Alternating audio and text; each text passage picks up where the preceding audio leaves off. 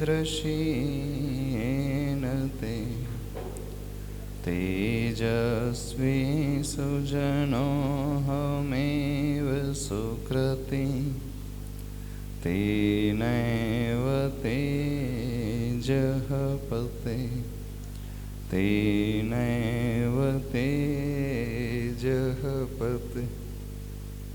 बोले देवादिदेव 1000 अतिशयकारी से चिंतामणि पारशनाथ भगवान की, संत श्रोमणी आचार्य भगवान गुरुदेव श्री विद्यासागर जी महाराज की, पूज्य निर्यापक मणिपुंगव श्री सुधा सागर जी महाराज की।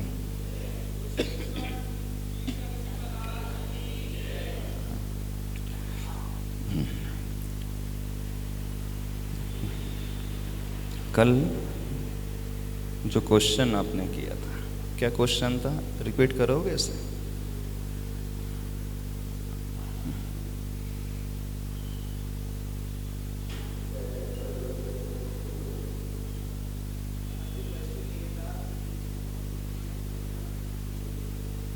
हाँ,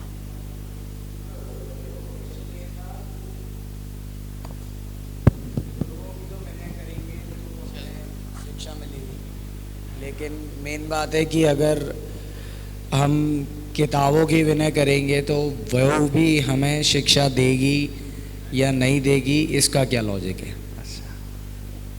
और विनय का मतलब सिर से लगाना या उस तरीके से ट्रीट करना जैसे हम अपने गुरुओं को ट्रीट करते हैं, वो एक क्वेश्चन था। वैसे मेरे को तो क्लैरिटी मिल गई कल ही आपने जो बताया उससे ही, लेकिन फिर भी कितने लोगों के मन में ये डाउट रहता है, एक गुरु की विनय, टीचर की विनय, एक भगवान की विनय, एक पेपर, बुक्स, शास्त्र की विनय, तीनों विनय एक जैसी रहती? अभी पेपर है, कागज है, ये हमें क्या देगा? ऐसे ही है। हम इसकी विनय क्यों करें? चलो, इससे क्या हो जाएगा? चलो एक बहुत अच्छी स्टोरी बताते हैं आपको।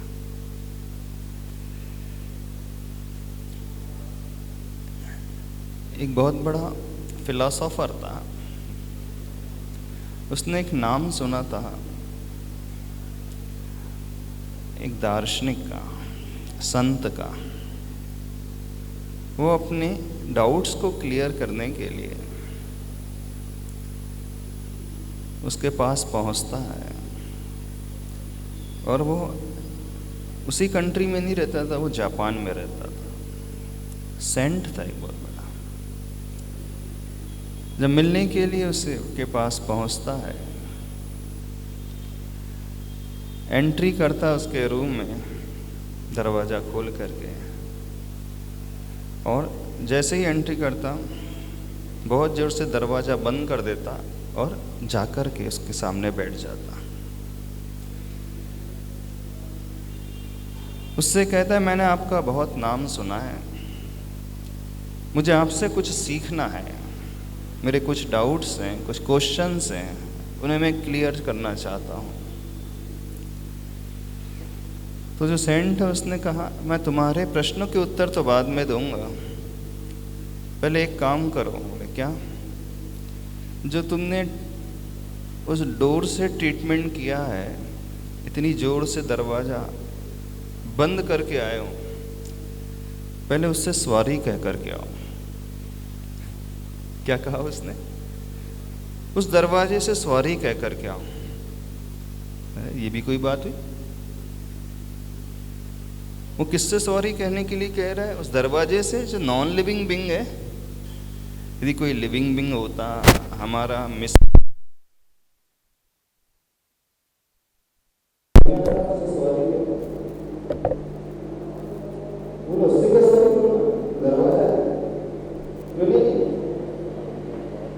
अपने डिस्कशन बाद में होगा। जब तक उससे सॉरी नहीं कहोगे, उससे क्षमा मांग करके नहीं आओगे, बात आगे नहीं बढ़ सकती।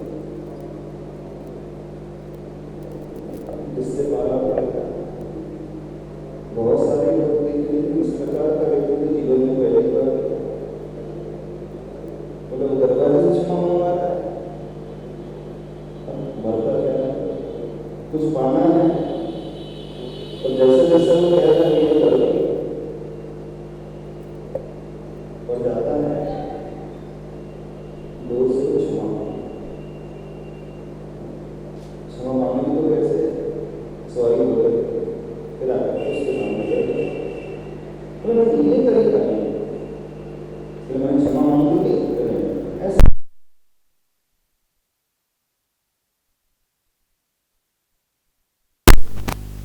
कैसी क्षमा मांगोगे आप दरवाजे से? यदि दरवाजे से आप मिसबिहेव कर दोगे कैसी क्षमा मांगोगे? क्या कहोगे उससे? कोई में बताएगा करके? तो बोले कैसी क्षमा मांगना है ये बताओ। सपोज आपके साथ इंसिडेंस घटित होता है और हम आपसे कह दें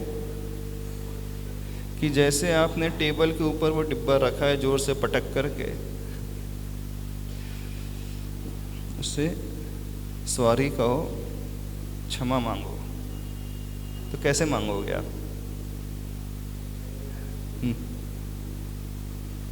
आपके हाथ में पेन है, सपोज आप पेन फेंक देते हो किसी के ऊपर और हम आपसे कहें आपने मिसबिहेव किया, किसके साथ?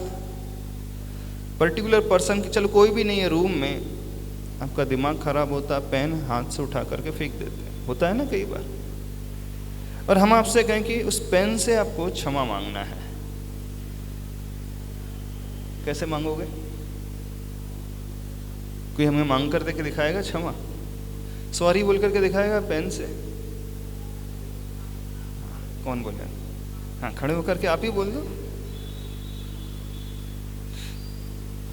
कभी मांगी तो नहीं है महाराज जी, लेकिन ये पेन दे मुझे क्षमा कर दीजिए।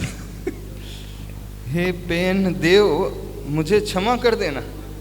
पेन से सर क्षमा मांगनी। प्रैक्टिकल लाइफ में ऐसा होता है? प्रैक्टिकल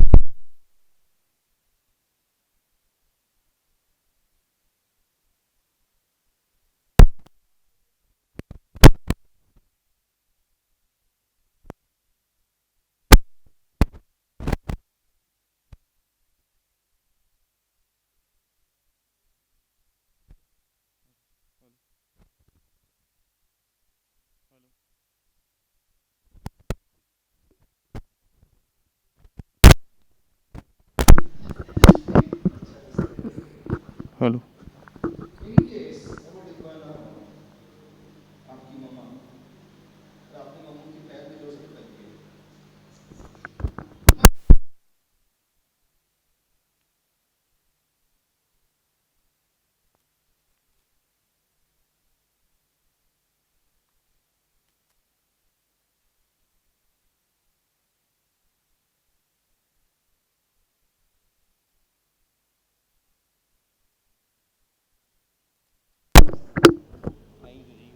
तो उसने देखा वो दरवाजे के पास गया, बड़े उखड़े मोड़ में उससे सॉरी बोल करके आकर के बैठ।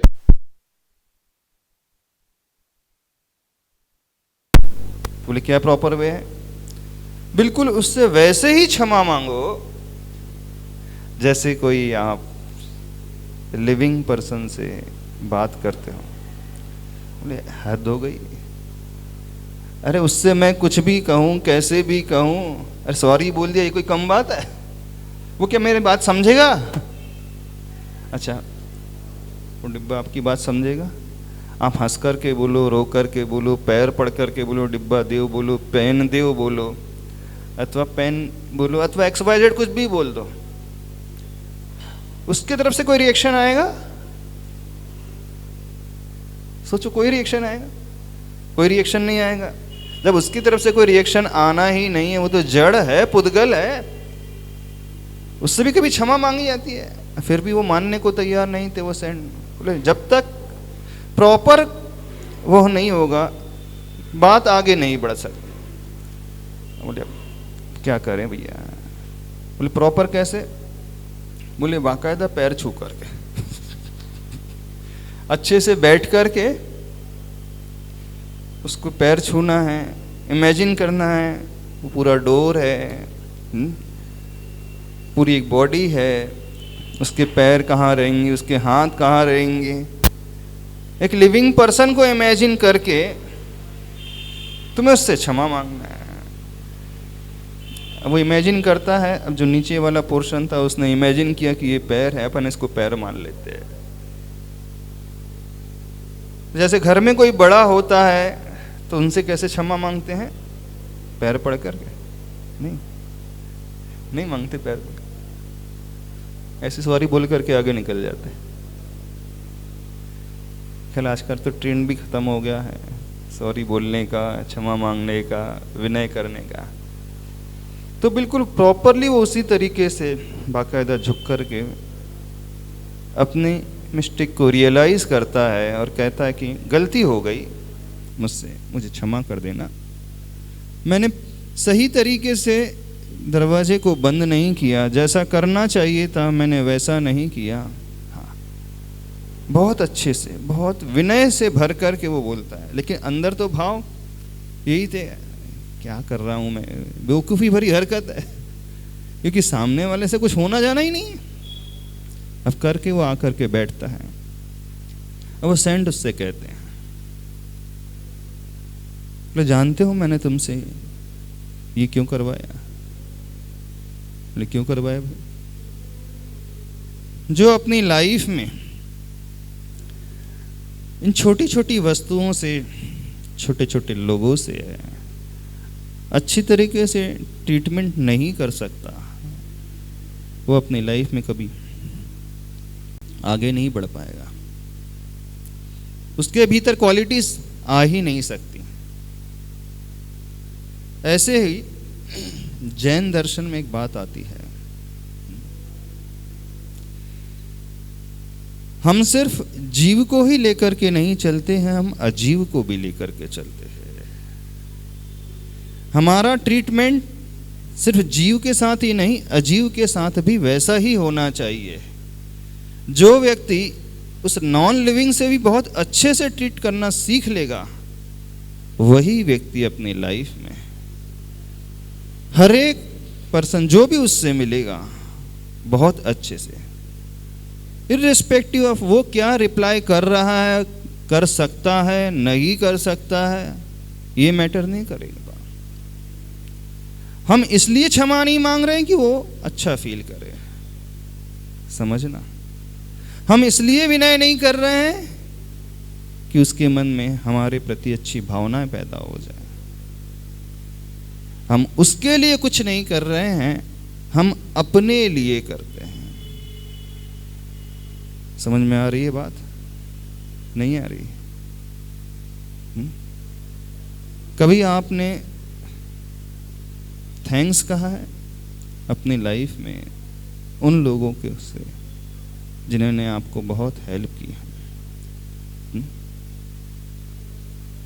अंदर ग्रेटिट्यूड की भावना से आप भरते हैं उनके प्रति? कभी आपने उस मोबाइल को थैंक्स कहा, तुम्हारे कारण मैं कितनी इजीली कम्युनिकेट कर पाता हूँ, तुम्हारे कारण मैं सारी दुनिया से जुड़ा रहता हूँ, तुम्हारे कारण मुझे सारा स्टडी मटेरियल एक ही क्लिक में मिल जाता है, with in fraction of second. तुम्हारे कारण मैं दूर रह कर के भी अपने पेरेंट्स से जुड़ा रहता हूँ, तुम्हारे कारण मैं घर बैठ कर के भी सब कुछ ऑर्डर प्लेस कर सकता हूँ ऑनलाइन, तुम्हारी ही हेल्प से मैं अपनी बैंकिंग भी कर सकता हूँ, एवरीथिंग कर सकता हूँ। मोबाइल हेल्पफुल रहता है कि नहीं आपकी लाइफ? कभी आपके मन में ये फीलिंग आई कि इसको भी हम थैंक्स कहें? थोड़ी हाँ अजीब सी बात बोल रहे हैं। हाँ महर्षि, मैंने प्रॉपर मोबाइल को तो नहीं बट कुछ फीचर्स को ज़रूर बोलते बोलते मैं थैंक यू बोला है। लाइक मैंने गूगल को बोला हुआ है। एक बार मैं एग्ज़ाम दे रही थी तो मेरा पेन भी चलते चलते रुक गया था, फिर चालू हो गया था, तो मैंने बोला भी था थैंक यू पेन, तूने मेरा काम कर दिया। ऐसे कई बार मेरे से हुआ है कि मैंने ऐसे नॉन लिविंग चीज़ों को बोला है थैंक यू, बट किसी वैसे नहीं, फ्लुएंसी में निकला है। फ्लुएंसी में निकला है। पर्पस क्या था भाई? मेरा काम हो गया ना, इसलिए। काम हो गया इसका। देखो, जब हमारे भीतर ये भावनाएं पैदा होने लगी, जो भी हमारी लाइफ में हमें मिलता है, जो भी बहुत उपयोगी है, हम उसके प्रति इस ग्रेटिट्यूड की भावना से भरे। इसलिए नहीं कि उससे बहुत अच्छा लगेगा, समझो, चाहे वो लिविंग हो अथवा नॉन लिविंग चीज हो, हम उसके लिए थैंक्स नहीं करते हैं। हम इसलिए थैंक्स कर रहे हैं कि इसके कारण हमारा बहुत बड़ा काम बहुत इजीली हो गया। देखो, इंडियन कल्चर में जैसे हिंदुओं में बहुत सारे देवी देवता होते हैं। वो अन्न को भी देवता बोलते हैं, वो इंद्र को भी देवता बोलते हैं, जल को भी देवता बोलते हैं, वायु को भी देवता बोलते हैं, है ना। धरती को भी वो माँ कहते हैं। कभी सोचना, क्या वो धरती कभी माँ हो सकती? कभी वो जल देवता हो सकता है जिससे हमारी प्यास बुझती है? कभी वो अग्नि देवता हो सकती है? कभी वो अन्न जो भोजन आप करते हो वो देवता हो सकता है? भगवान हो सकता है? कंसेप्ट समझना उसके पीछे क्या रहा है। वो भगवान है नहीं है ये तो सेकेंडरी मैटर है। क्यों लोगों की मेंटलिटी में ये जोड़ा गया, क्यों यह फीलिंग भरी गई कि इसे देवता के भांति ट्रीट करो? बोले जब तक लोगों के मन में ये भाव नहीं पैदा किया जाएगा कि बहुत बड़ा है, बहुत महान है, बहुत ऊंचा है, हमारी हेल्प हर जगह कर रहा है, तब तक वो रिस्पेक्ट आएगा ही नहीं। तो उस फीलिंग्स को लाने के लिए सबसे इजी वे जो होता है, एक भगवान बना दो, एक देवता बना दो। जो ह्यूमन साइकोलॉजी के अनुसार बात कर रहे हैं, जो पूर्व में बड़े बड़े महात्मा रहे हैं, ऋषि रहे हैं, जो फिलॉसफी इसके पीछे रही है, एक बहुत बड़ा पक्ष जो इसके पीछे रहा है, यदि हमारे माइंड में फीड हो जाए कि ये बहुत बड़ा व्यक्तित्व है, तो हम उसकी केयर बहुत अच्छे से करेंगे, बहुत अच्छे से उसका ध्यान रखेंगे, उसकी रिस्पेक्ट, उसकी विनय बहुत अच्छे से करेंगे। तो कहीं ना कहीं ये बात लोगों के भीतर भरने के लिए इतने सारे देवता हो गए। वैसे देखा जाए तो धरती कौन सी देवता होती है? जिस देश में आप रहते हो धरती माँ कहते हैं। अब धरती माँ का भी मंदिर होता है ना। इंडिया में तो उसके भी मंदिर मिल जाएंगे। वो सारे के सारे को, पेड़ को भी देवता मानते हैं, वनस्पति को भी देवता मानते हैं, अग्नि, वायु, जल, इंद्र, जो भी है सबको मानते हैं। तो उसके पीछे लॉजिक यही है।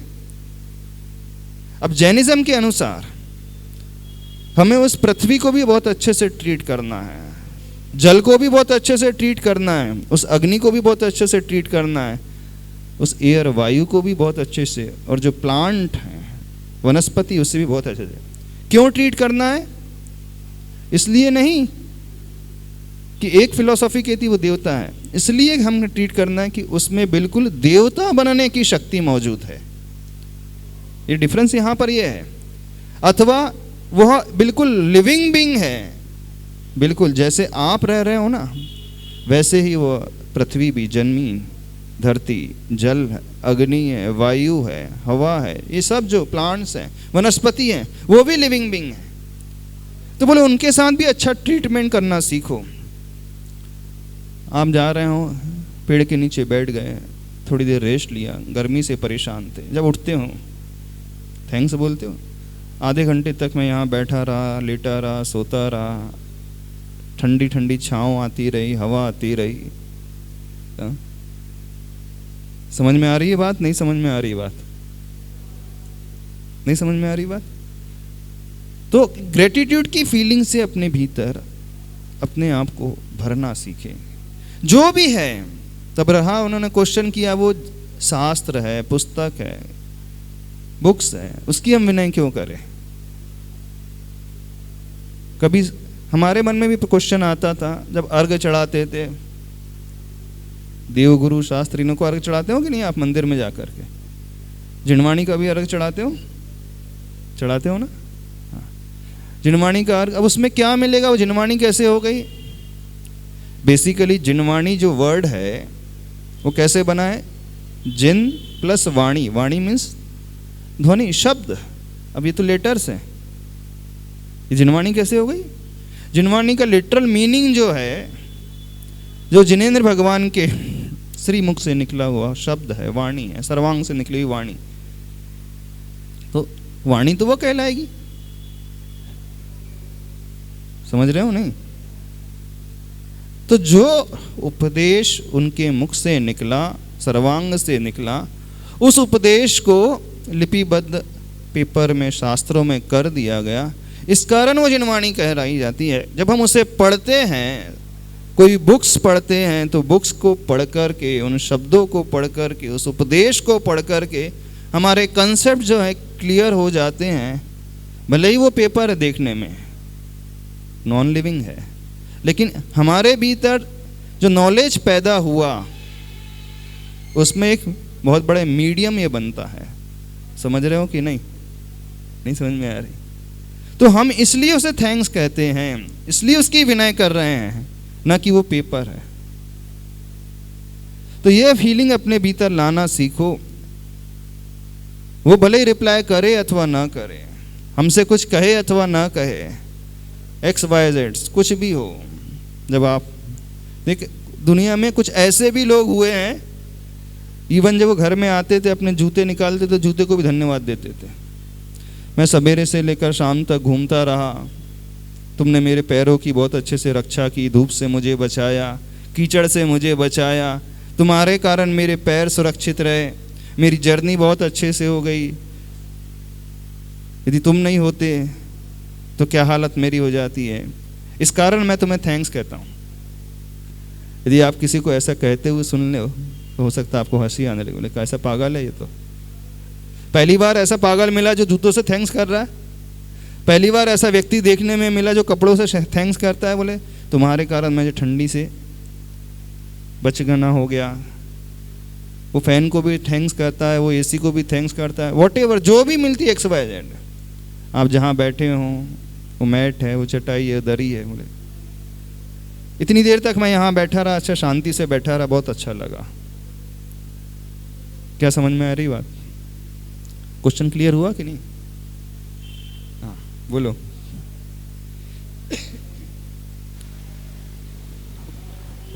महाराज श्री, ये समझ में आ रहा है कि समर्पण का जो भाव है वो 100% होना चाहिए, तो जो शिक्षा आप ले रहे हो वो पूरी तरीके से ले पाओगे। नहीं, यहाँ पे बात समर्पण की है ही नहीं बेसिकली। अभी हमारा एंगल लाइफ में बाहर की तरफ रहता है, दूसरों की तरफ रहता है। जिस क्षण हम ये समझ जाएंगे कि जो भी एक्टिविटी कर रहे हैं हम अपने लिए कर रहे हैं, गेन हमें हो रहा है, ना कि उस वस्तु को, उस व्यक्ति को हो रहा है। चाहे वो पेन हो, पेंसिल हो, कॉपी हो, डायरी हो, बुक हो, शास्त्र हो, टेबल हो, कुर्सी हो, मोबाइल हो, फैन हो, कुछ भी हो, XYZ, क्लोथ्स हो, शूज हो, चप्पल हो, कुछ भी हो, हमें कुछ मिल रहा है उसके कारण, इस कारण हम उसे थैंक्स कर रहे हैं। भले ही वो रिप्लाई करे अथवा ना करे, वो समझे अथवा ना समझे। तो जैसे हमारा एटीट्यूड इस प्रकार हो जाएगा, देखना वो व्यक्ति, वो इंसान दुनिया में कभी किसी को हर्ट कर नहीं सकता।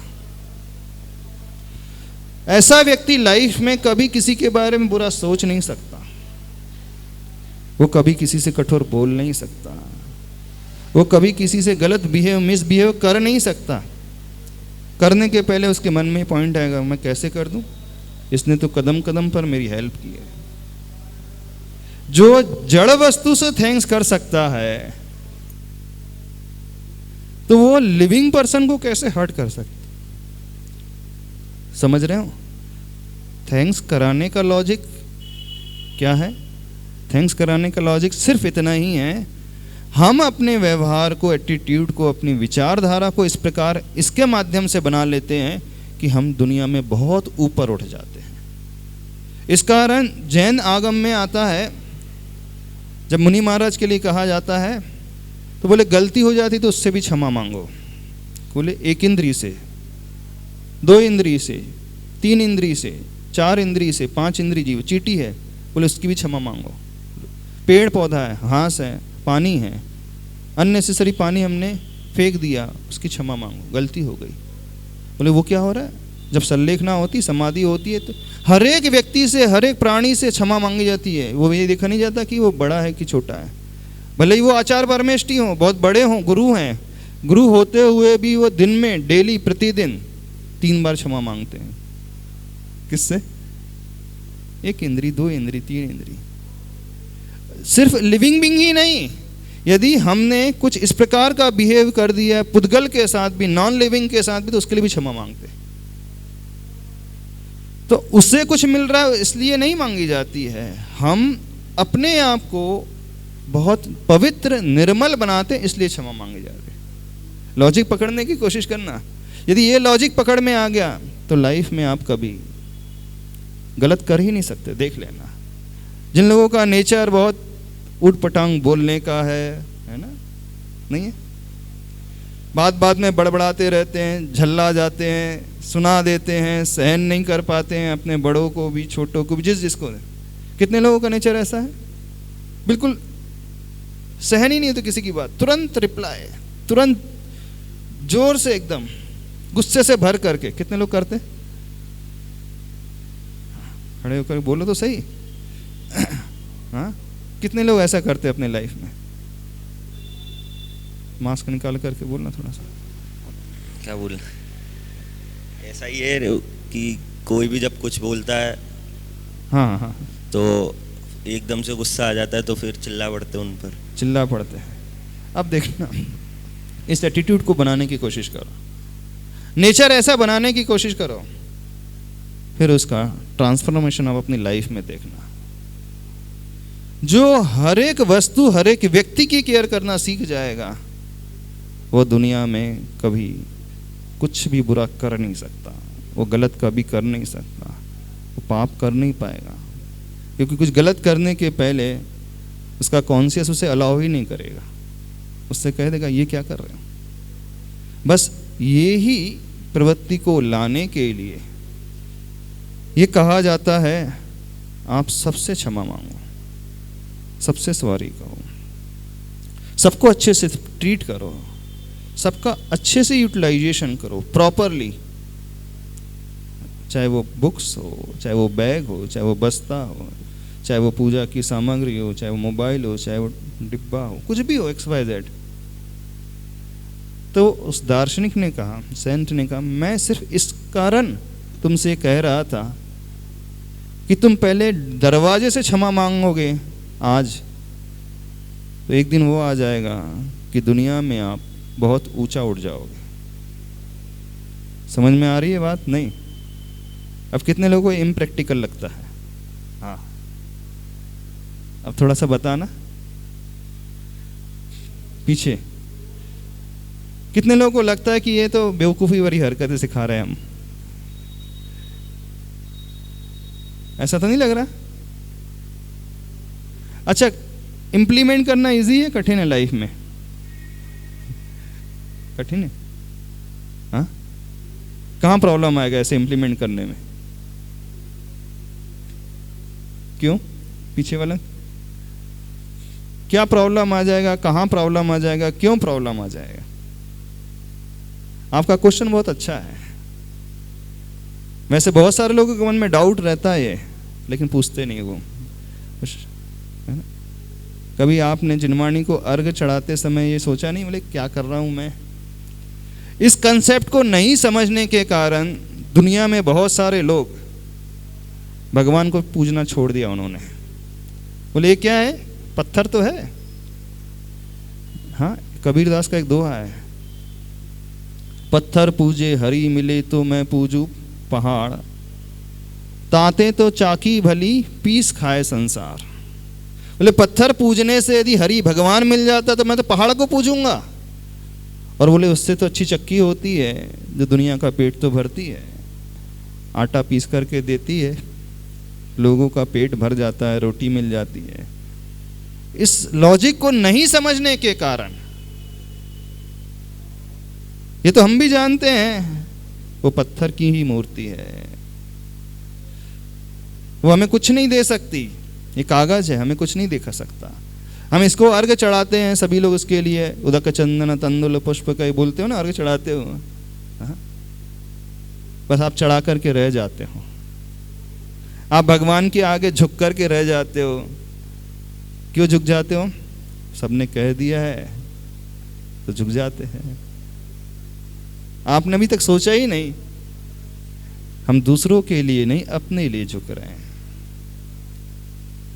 और जो व्यक्ति ये सोच अपने भीतर पैदा कर लेगा, फिर वो छोटा बड़ा सब भूल जाएगा।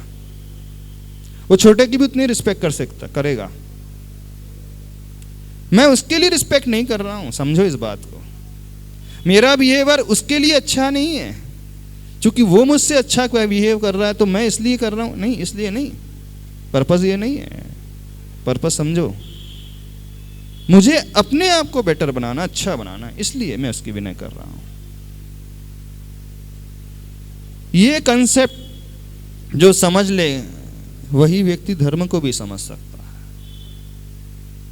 वही व्यक्ति फिर उसमें भगवान देखेगा, उस पत्थर की मूर्ति में।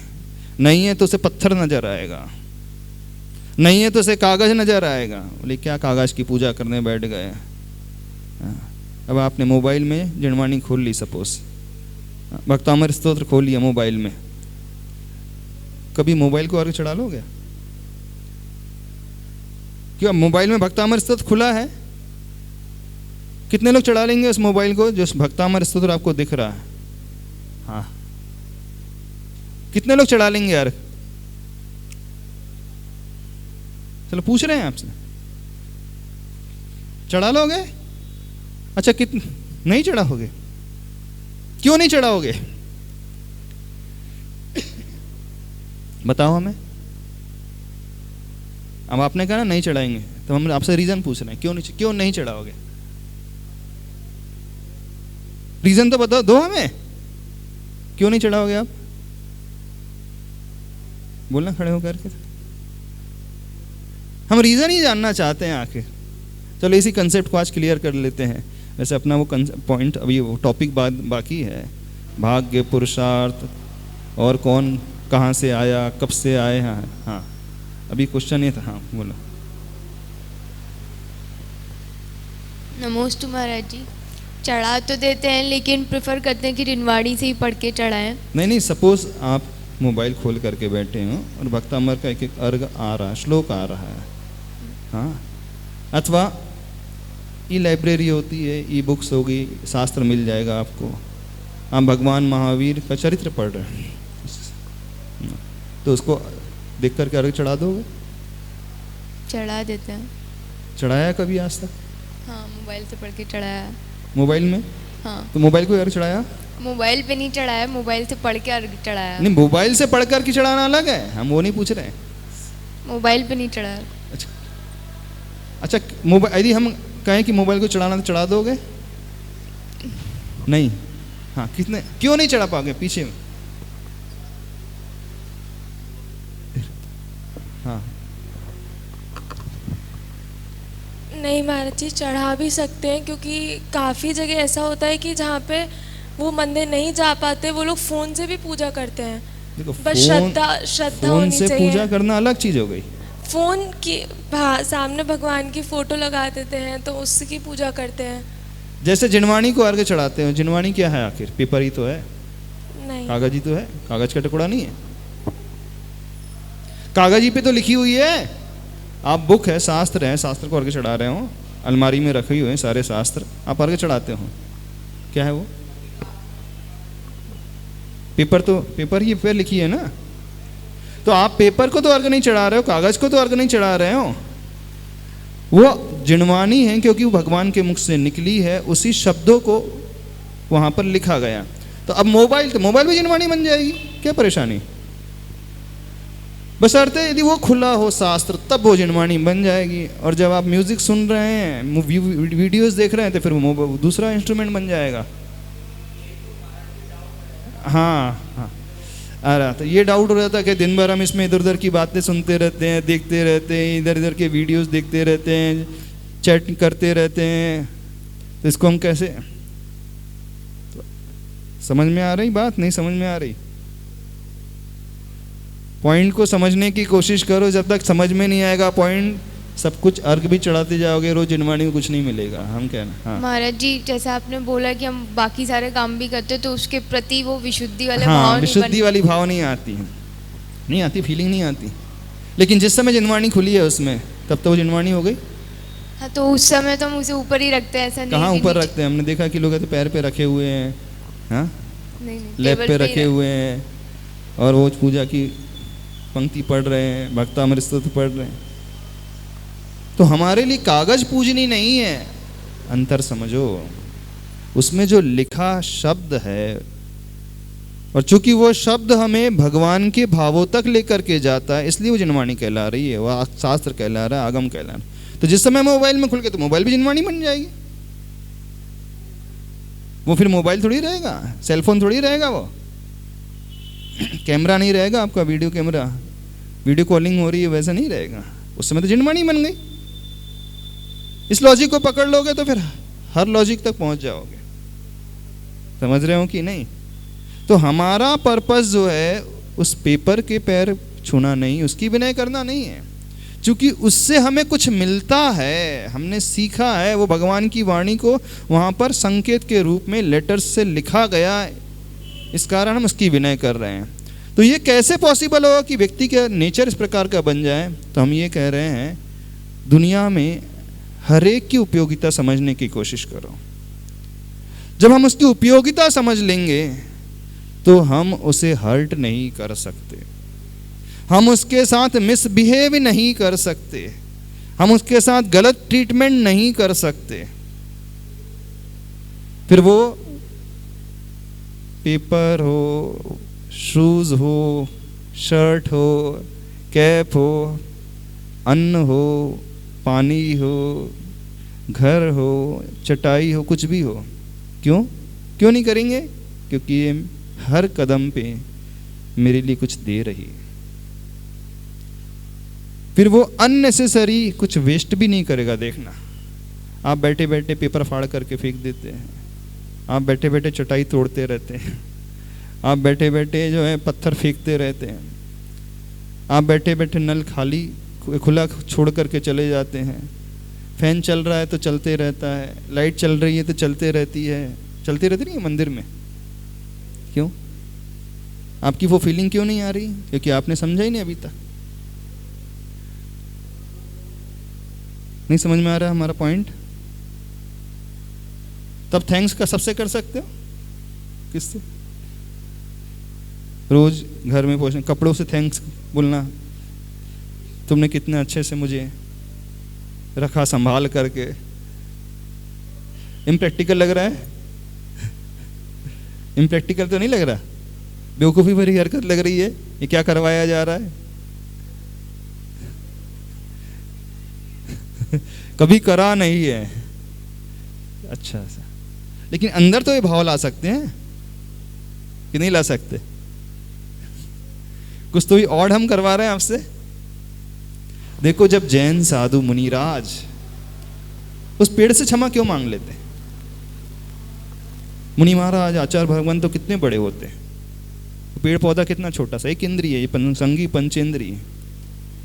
इवन कुछ गिर भी जाए, सही तरीके से हम उस टेबल का यूज नहीं कर पा रहे हैं तो भी क्षमा मांगते हैं। बोले क्यों क्षमा हो मांग? क्योंकि इसमें हमारा प्रमाद हो गया।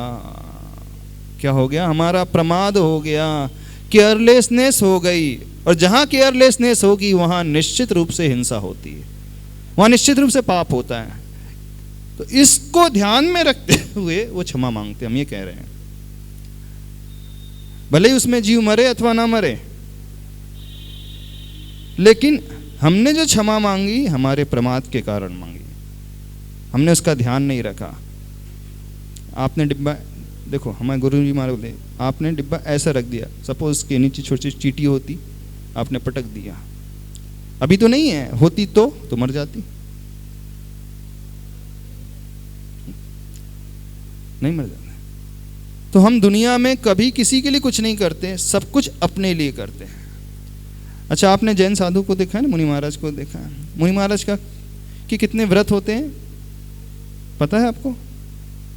एक व्रत होता अहिंसा महाव्रत, है ना? तो मुनि महाराज चींटी को बचाते हैं कि नहीं बचाते?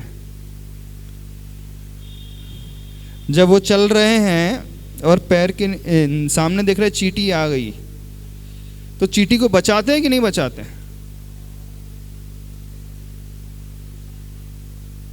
मच्छर आ जाए तो मच्छर को बचाएंगे? खटमल आ जाए उसे बचाएंगे? महर्षि हर पॉसिबल ट्राई करेंगे। क्या पॉसिबिलिटी को? मतलब जहाँ तक हो सकता है कि हम उसे सेव कर सकते हैं तब तक करेंगे ही करेंगे। अब हम बोल रहे हैं मुनि महाराज कभी चींटी को नहीं बचाते, तो फिर मतलब वो पिछी क्यों लगाते हैं? हाँ, ऐसे वो ऐसे ऐसे क्यों करते हैं हैं? पिछी है, ये पिछी है ना हम लोग की। हम लोग जब बैठते हैं तो ऐसे लगाएंगे पहले, फिर बैठते हैं। ऐसा क्यों करते हैं हाँ, आप? मतलब साफ करके बैठते हैं ना कि क्लीन हो जाए स्पेस। अच्छा, स्पेस क्लीन हो जाए इस कारण शायद। अच्छा, नहीं मतलब कोई जीव जंतु हो वहाँ हाँ, पर, तो जीव वो वहाँ से जंतु हट हो जाए तो ना। जीव जंतु वहां से हट जाए। हाँ, तो वो हाँ। बचाना ही हो गया ना एक तरीके से। बचाना नहीं हुआ। अब सुनना, यदि बचाना होता तो चींटियां तो बहुत सारी हैं, अब निकल रही हैं, गाड़ी निकल जाती, इतनी सारी मर जाती। अथवा जिस चींटी को यहाँ से उठा करके यहाँ किया है, तो हम उस चींटी के पीछे पीछे भागते, कोई किसी के पैर के नीचे ना आ जाए। हमने तो इसे यहाँ से यहाँ सरका दिया, लेकिन कोई दूसरा व्यक्ति आया, उसके पैर के नीचे आ गई तो वो तो मर जाएगी। तो फिर हमेशा 24 घंटा में चींटी के पीछे पीछे भागना चाहिए, देखना चाहिए। चींटी को बचाने का मतलब क्या होगा? 24 आवर्स हम चींटी की केयर करें। आपके पैर के नीचे तो नहीं आ रही है, कोई बच्चा आ रहा है खेलते, उसके पैर के नीचे नहीं आ जाएगी। ऐसा करते हैं हम लोग? नहीं करते।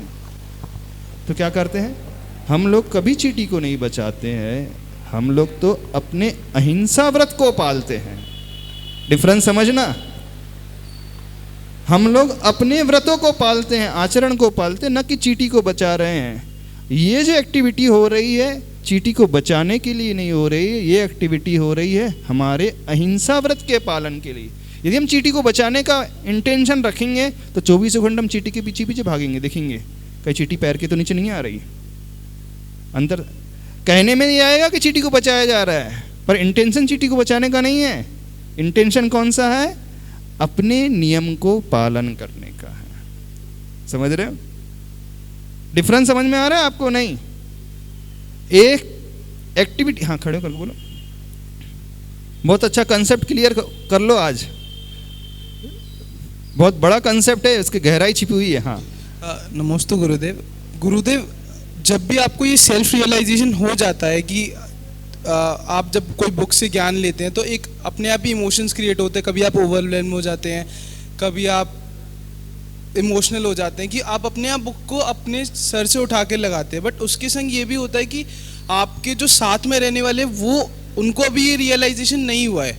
हाँ। तो वो आपकी बुक्स को या फिर खुद की भी बुक्स को पेज फाड़ रहे हैं, फिर पेज मोड़ के रख देते हैं, फिर उल्टी रख देते हैं बुक्स को। हाँ। तो आपको वो देखकर बड़ा गुस्सा सा आ जाता है कि ऐसा क्यों रखा हुआ है। हाँ, गुस्सा सा नहीं होता है, फीलिंग होती है, हर्ट होता है। देखो जिससे हमें सब कुछ मिल रहा है उसको कैसे ट्रीट कर रहा है। हाँ जी, माँ आपको खिलाती है बना करके, तो कभी माँ को ही मार देते हो आप?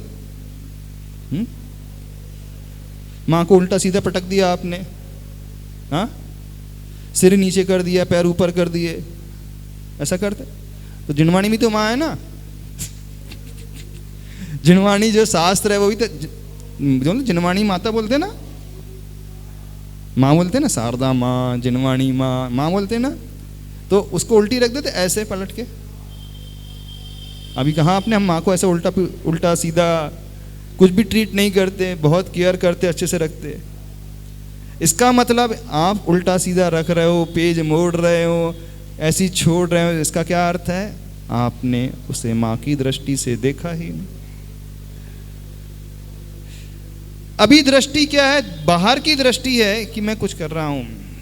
अभी आप जब थैंक्स बोलोगे तो आपको लगेगा तो उसके लिए मिल रहा है, उसको तो कुछ मिलना नहीं, उससे हमें कुछ मिलेगा नहीं। लेकिन जैसे ही ये भाव आया कि नहीं, थैंक्स मैं उसके लिए नहीं बोल रहा हूं, मैं अपने नियम के लिए बोल रहा हूं, तो हम ये कहना चाह रहे थे। ये बहुत अच्छा संस्मरण पूज्य हमें सुधा सागर महाराज सुनाया। बोले हम लोग मुनि महाराज कभी किसी जीव को नहीं बचाते। सुनना,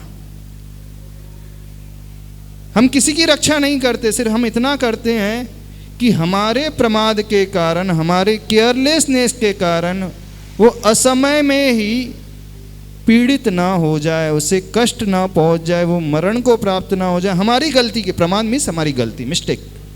प्रमाद जो वर्ड है अपनी मिस्टेक, जो केयरलेस नहीं होती, असावधानी रहते ना, बोलते हैं व्यक्ति भी केयरलेस है, कुछ भी देखता नहीं, कुछ भी जो आए वैसे करते रहता है, जो आए वैसा बोलते रहता है, जो मन में आए किसी से वैसा बिहेव करते रहता है, ना बड़े को कुछ समझता है ना छोटे को कुछ समझता है। ऐसे बुक्स आए तो ऐसी फेंक देता है उठा करके, उसके कपड़े हैं तो कहाँ जाते पता ही नहीं, उसको भी नहीं मालूम कहाँ रखे हैं। ऐसे होता है कि नहीं? तो जो बहुत केयरलेसनेस नेचर वाला होता है वो ऐसी उटपटांग हरकतें करता रहता है। तो हमारी मिस्टेक के कारण, हमारे प्रमाद, हमारे केयरलेस के कारण कितने लोगों की हिंसा हो जाती है। तो गलती हमारी है प्रमाद की, तो उससे बचने के लिए हम उससे सॉरी कहते हैं, क्षमा मांगते हैं, उसकी विनय कर रहे हैं, समझना। तो हम जो है चींटी की रक्षा नहीं करते हैं, क्या करते हैं? हम अपने भावों को शुद्ध बनाने के लिए, व्रतों को पालने के लिए, नियम को पालने के लिए एक्टिविटी कर रहे हैं। तो जब आप मंदिर जाते हो तो भगवान की पूजा करते हो, भगवान के दर्शन करते हो? चलो पूछ रहे हैं। जब आप मंदिर में झुकते हो, प्रणाम करते हो, नमस्कार करते हो, तो भगवान के लिए करते हो? अपने लिए। समझ करके बोलना। नमोस्तु कर रहे हो, अर्घ्य चढ़ा रहे हो ना, मंदिर तो जाते हो कि नहीं जाते? कभी कभी, कभी कभी जाते हो कि डेली जाते हो? क्या है? कभी कभी जाते हो? डेली जाते हो? क्यों जाते हो?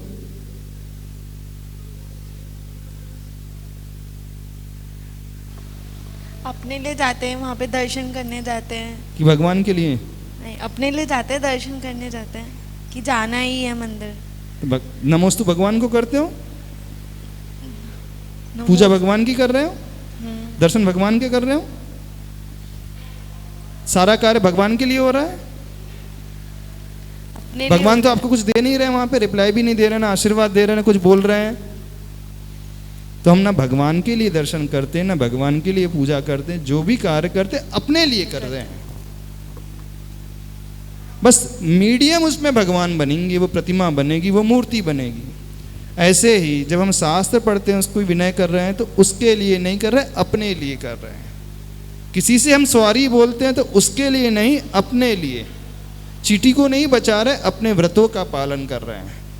तो हर एक्टिविटी में सेंटर पॉइंट ऑफ अट्रैक्शन हम स्वयं होते हैं, हम ये कहना चाह रहे हैं, समझो। और जो व्यक्ति इस बात को समझ लेगा कि दुनिया में हम जितनी भी एक्टिविटी करते हैं दूसरों के लिए नहीं करते हैं, सारी की सारी अपने लिए करते हैं। जब आप हेल्प करते हो किसी की, दूसरों के लिए करते हो?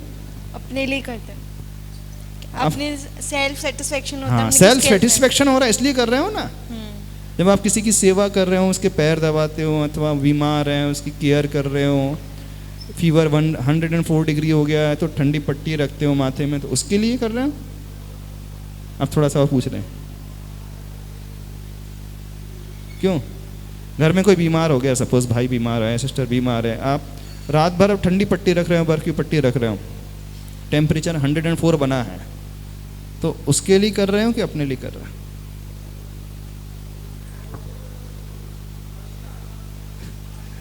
गुरुदेव यहाँ पर तो हम उसी के लिए कर रहे हैं ताकि उसका, अच्छा, उसका जो है उसकी तबीयत ठीक हो जाए। तबीयत ठीक हो जाए उसके लिए? नहीं, वो बीमार थी, बीमार था तो आपके मन में पीड़ा थी, सुनना, आपको दुख हो रहा था, आपकी फीलिंग अच्छी नहीं थी, आप स्वस्थ नहीं थे, अच्छा फील नहीं कर रहे, तो एक्टिविटी उसके लिए वो चल रही है, लेकिन आप अपने आप को सेटिस्फाई कर रहे हैं, अपनी पीड़ा को मिटा रहे हो, अपने दुख को दूर कर रहे हो, अपने सेटिस्फेक्शन को। यानी हम ये कहना चाह रहे हैं, जो भी एक्टिविटी होगी, यदि हम इस बात को समझ लें कि हम दूसरों के लिए कभी नहीं करते, हमेशा अपने लिए ही करते, तो आप उसकी हेल्प भी करोगे तो आपको कभी अभिमान नहीं आएगा। हम ये कहना चाह रहे हैं।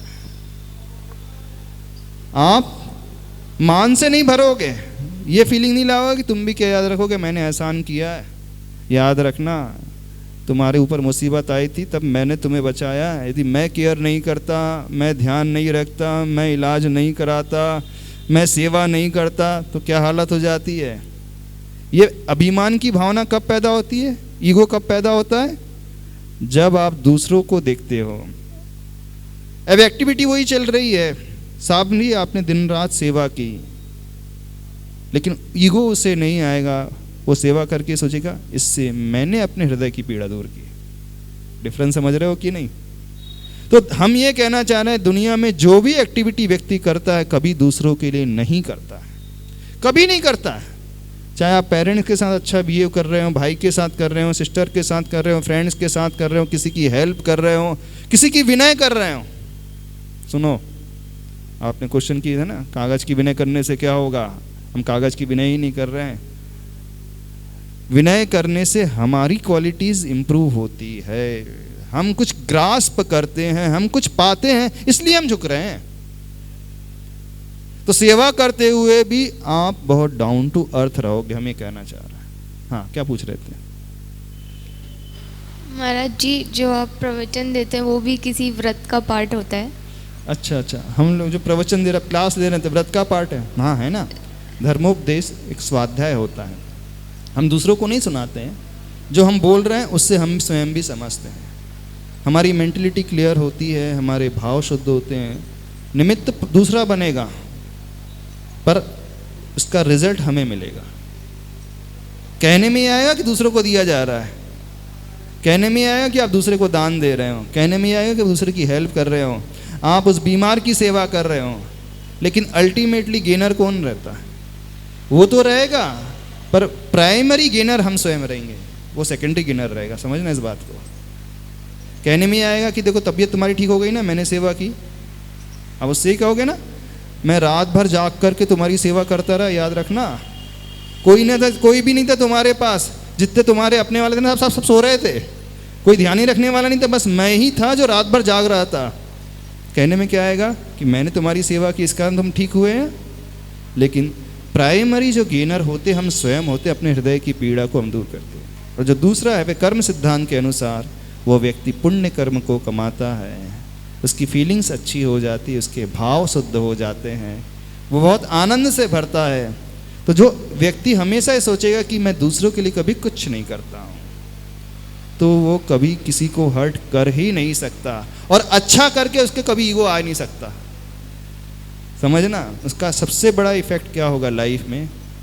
आप जब भी अच्छा करोगे, हेल्प करोगे, तो आप ईगो से नहीं भरोगे और किसी से आप मिसबिहेव कर नहीं सकते। हाँ, क्या पूछ रहे हैं। वही प्रवचन वाला पूछा था। हाँ, तो प्रवचन हम दूसरों के लिए नहीं, दूसरा तो सेकंड पर्सन तो रहता है गेनर, लेकिन उससे हमें भी गेन होता है। इसलिए तो मेन हमारा वो स्वाध्याय है। प्रवचन देना भी एक स्वाध्याय होता है। मुनि महाराज के आवश्यक में है कि स्वाध्याय भी करते हैं डेली, दिन में 2 बार 3 बार। इसलिए हाँ गुरुदेव, पिछले क्वेश्चन से ही रिलेटेड है, तो हम खुद के लिए ऐसा क्या करें कि हमारे जो आसपास बैकग्राउंड, जो सराउंडिंग्स में लोग हैं, सिबलिंग्स हैं, हमारे मम्मी पापा हैं, कि वो बुक्स को वैसे ही रखना शुरू कर दें कि उन्हें भी वही उसी तरीके से जिस तरीके से हम रखते हैं, जिससे कि हमें हर्ट ना हो।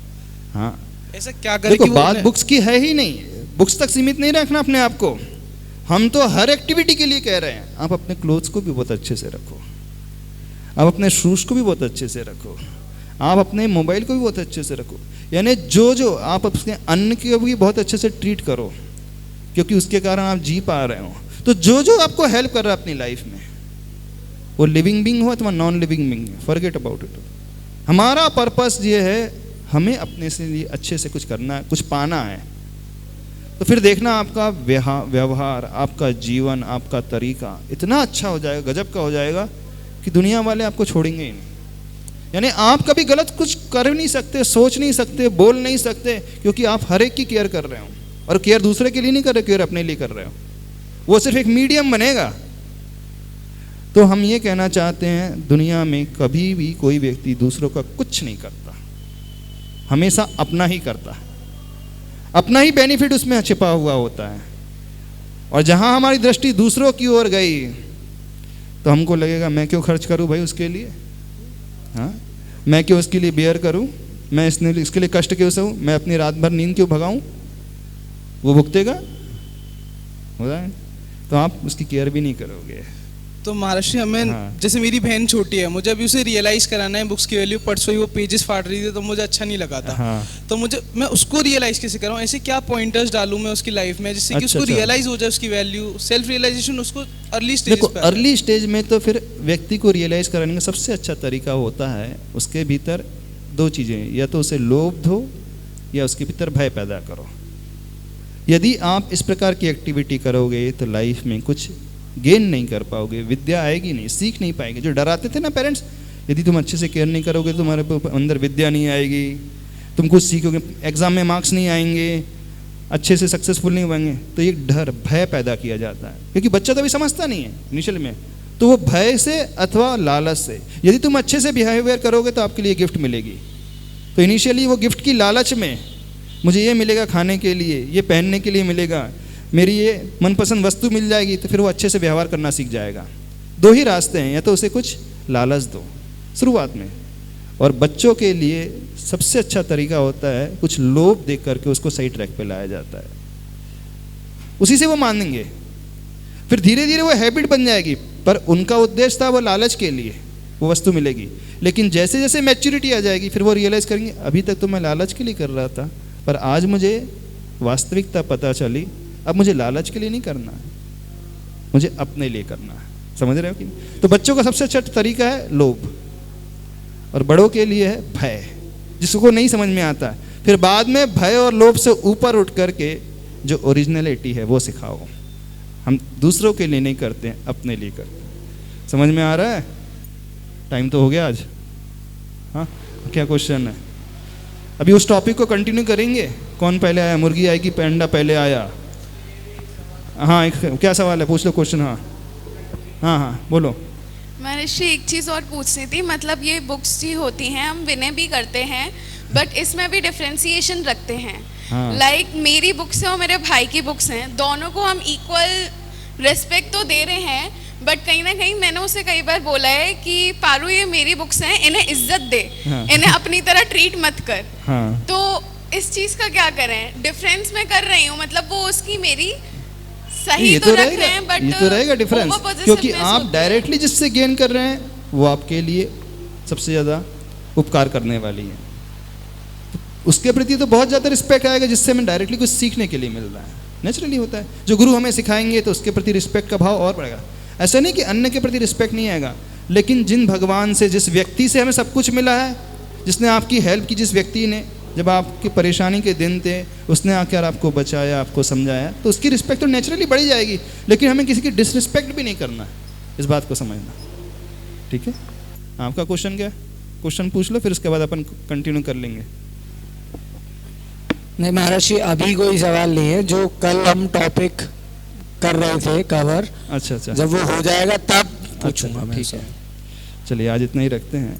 आज 7 तारीख है ना, आज कल क्लास यहीं लगेगी, फिर परसों से, वैसे उसके बाद तो पर्युषण पर्व शुरू हो जाएंगे। पर्युषण पर्व में तो एक क्लास लगेगी नहीं, मॉर्निंग के 5 o'clock से मेडिटेशन शुरू होगा, उसमें थोड़ा सा इस क्लास को कर सकते हैं और ध्यान की अपन प्रक्रिया शुरू करेंगे। ठीक है, चलिए। तो शिविर में कितने लोग बैठ रहे हैं? प्रिपरेशन कर लिया आपने प्ले का कि नहीं? कौन सी डेट मिल गई? ठीक है, बहुत अच्छा। चलो। मेरे मन में, तेरे मन में,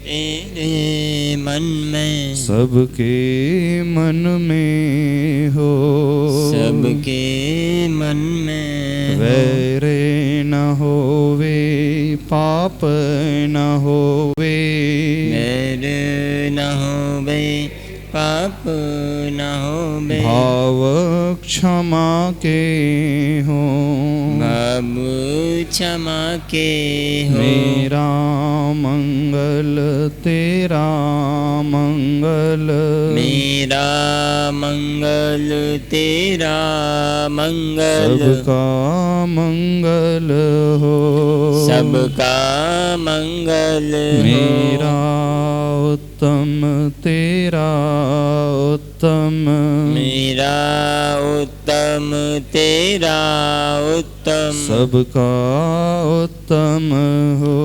सबका उत्तम प्रभु हो। के चरणा गुरु के चरणा, प्रभु के चरणा गुरु के चरणा, सबको शरणा हो। सबको चरणा हो। दुखियाराना कोई होवे, दुखियाराना कोई होवे, मन ज्योतिर्मय हो। मन ज्योतिर्मय तन हो। निरोगी मन हो निर्मल, बोधि समाधि हो।